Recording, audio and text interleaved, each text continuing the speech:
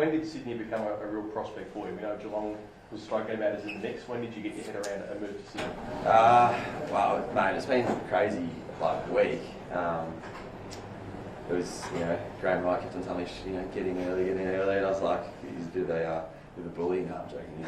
He's a good man. I had a good time with him. So, but last week we went up to Sydney and had a chat with Coxie and a few of the guys, and that kind of really started to become a bit of a possibility. But honestly, mate, a week ago, I had no idea what was going on. So, obviously put myself out there for a trade before that, and that's it.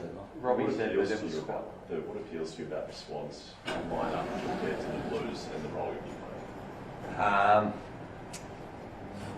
It's probably they're quite different clubs in a sense, and as I touched on before, I've got a lot of great players I've been able to play with at Carlton, and I'm really excited to play with a lot of good players at Sydney. I mean, I look across their board, it's got some real talent, and everyone tells me about Errol's left foot, so I can't wait to see it.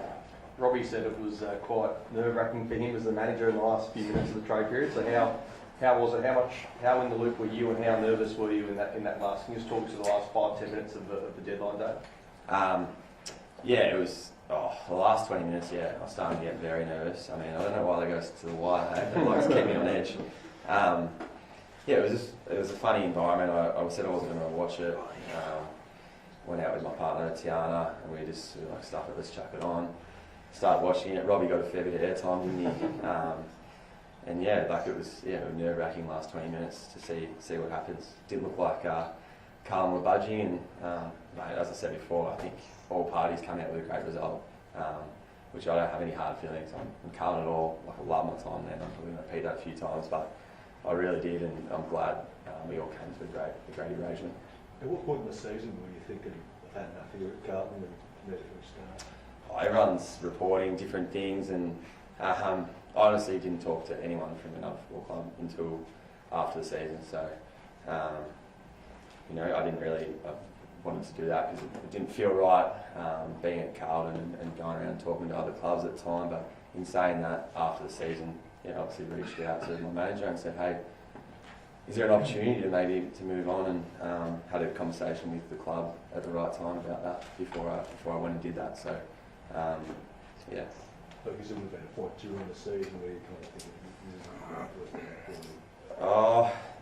mate, it was a long season. It was a tough season. It probably wasn't a point that I went, damn, I need to get out of here.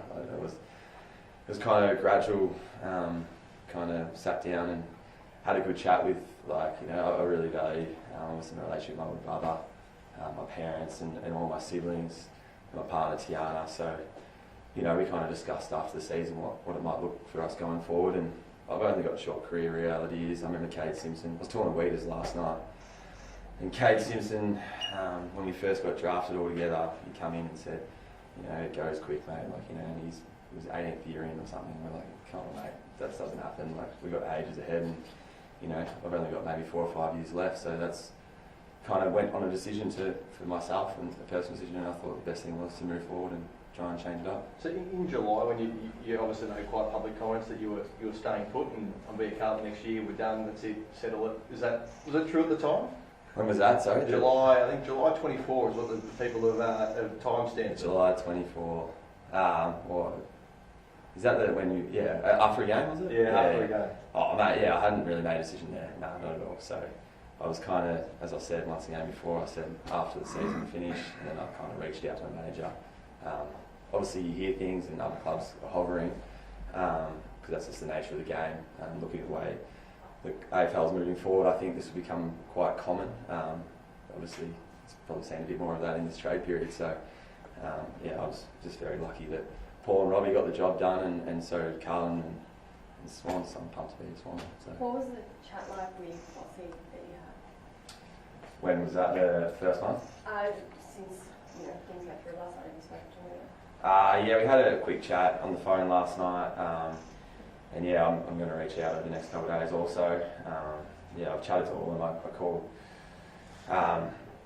Nick Austin, Graham Wright, Nick Hugh actually used to be, I wasn't allowed to say this, but he used to be in the recruiting team here, Nick. Should we let us say that? No.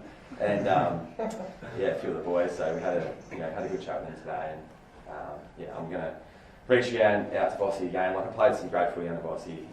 We've had a great relationship. I don't know, like I come out of an injury from 3 years and was able to play 3 years of football in a row underneath him and play good footy, and that's probably going to be some of my best memories when I look back and finish footy playing underneath him. So. You picked out a surf break in Sydney yet, Joe? It's a good question, that one, thank you. I don't know yet. I think as Heaney's taken the waves up there, is he? So hopefully around that, Bondi, Tamarama, there's a lot of good waves. So might be able to, be nice to put the board shorts on and not a 4-3 weddy, that's for sure. It said that a lot of the move was about lifestyle reasons. So what's the most exciting part about living in Sydney for you? There's a lot. Like I don't know much about Sydney, so I'm pretty excited to get up there. And it's like when you go travelling, you go to a different city, it's a good feeling. You get to roam around. I got engaged recently, so it's been a good 3 months. I mean, it was a bit hectic there for the last month, but we're pretty pumped to get up there and enjoy the new lifestyle and the new team. Get to play with some new group of boys. Like it's an exciting time. Can't wait to get into it. Just on the team, Sydney, when you look at them, I mean, a lot of early talk now about them being in the premiership window, given that you're going to now move up there. How do you see the team, and do you think that by your move, it really gives yourself a chance to go all the way?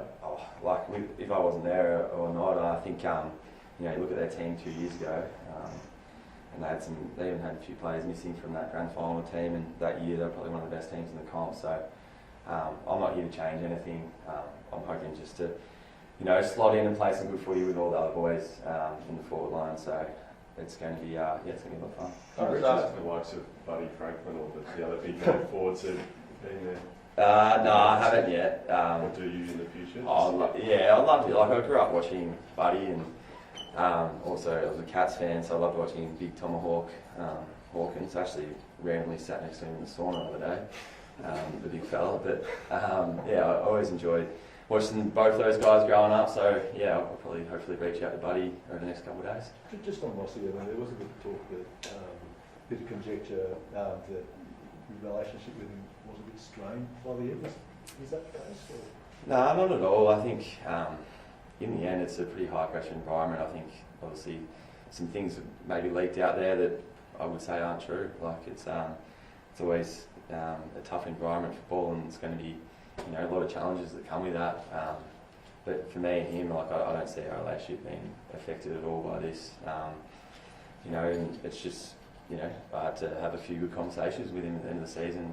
If I want to get it traded, it's just you have to do that. You can't I'm not going to go behind his back and just start putting myself out there. So I think we're in a pretty healthy spot, and as I said before, like I played some awesome footy under him, and I thank him a lot for that. Like that was a tough part of my career, coming out of a knee injury and then trying to play.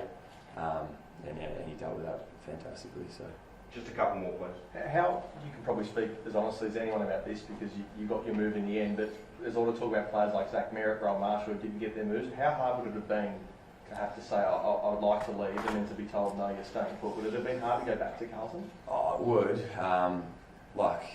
I'd be lying to say if it wouldn't. Got all you guys running around trying to, reporting on things that, here and there, and, commenting on my whole life and the way you play footy. So if you put yourself out there like that, you probably want to get it done in the end instead of have to go through it all again maybe next year, or, it's just a funny situation. Like I do, I'm probably not going to comment too much on the Zach Merritt one, but I can imagine after putting himself out there like that would be hard for him today, for sure. So, and a few other guys are in the same boat, I think. You spoke about the meetings with Vossi and the officials at Carlton, but in terms of the playing group over the last few days, have you spoken much to, you said you spoke to Weeders last night, but in the lead up to the trade about sort of your position and why you wanted to leave? Yeah, I was real transparent with them, and I think, a lot of the boys I've been with for a long time, and I've got all these great mates there, and you probably hear that a lot, but I had conversations with them for 3 months about this. This was like, it was no shock to any of them. And look, to be honest, a lot of them, live right around the corner from Ches, Walshy, Binsey, all these guys. It would be hard to leave, and going for coffees with them in the morning on the way to training. It's the things you will miss. But yeah, as I was saying, I don't know, I went on a random coffee chat then, I don't know what I'm talking about. But in the mornings, yeah, like I'll miss chatting to them every day, and I was really transparent with them leading into this period. That's what my answer meant to be. If you're excited to play on the SCG, like a senior big ground that's good for key forwards and keep it small, I don't know, is that something that excites you? You're 0-6 there from your career on the water. I know. I hope it doesn't. Yeah, no. Hopefully it goes the other way now. No, I'm super excited. Like the stadium's unbelievable. Always when we get there and do our captain's run the day before, we always sit in that the old Heritage Stadium stand there, and you sit there and you look across, and it's a pretty amazing stadium. Got to go through the facilities the other day too, and yeah, it's just a completely different environment for me. I'm super excited. It's something different in my life. After 10 years of playing footy with Carlton, I'm just pretty keen to go do something different and have a crack up there. So. Excellent, guys. Thanks, Thanks, Joe. Mark. Appreciate it.